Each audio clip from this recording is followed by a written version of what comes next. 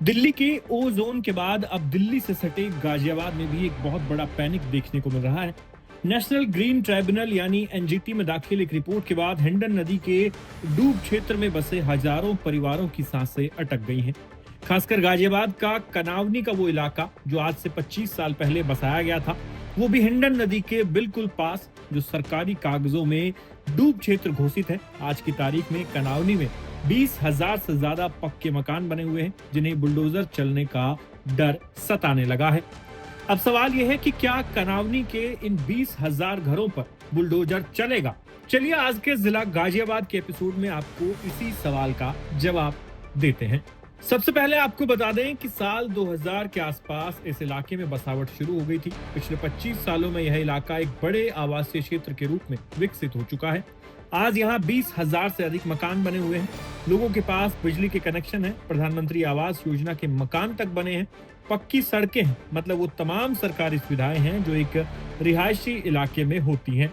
सवाल यहीं से खड़ा होता है कि जब ये कॉलोनी काटी गई, बसाई गई, लोगों ने प्लॉट खरीदकर मकान बनाए, सरकार ने बिजली के कनेक्शन दिए, सड़कें बनवाई, तब सरकार को क्या इस बात का पता नहीं था कि ये डूब का इलाका है, यहाँ कॉलोनी नहीं बसाई जा सकती? अधिकारियों के साथ मिलीभगत कर कॉलोनी काटने वाले तो मोटा पैसा कमाकर गायब हो गए, और अधिकारी मोटी रिश्वत खाने के बाद अब फाइल का खेल खेलेंगे।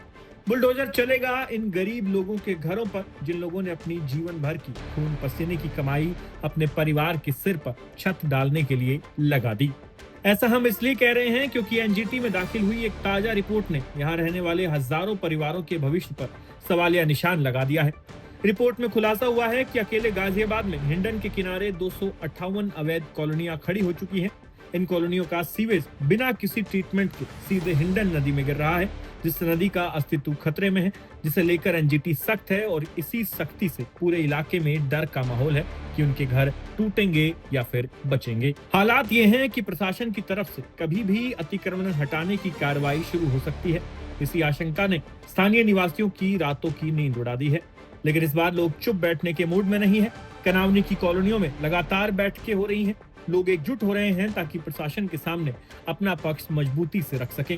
हैरानी की बात यह है कि कनावनी में आज भी अंदर खाने जमीनों का यह खेल धड़ल्ले से जारी है। अब सवाल यह है कि अगर कनावनी के इन 20,000 घरों पर बुलडोजर चलता है तो पाई पाई जोड़कर घर बनाने वाले लोग बर्बाद हो जाएंगे, और इस बर्बादी के असली जिम्मेदार यानी कॉलोनाइजर आज भी बेखौफ घूम रहे हैं।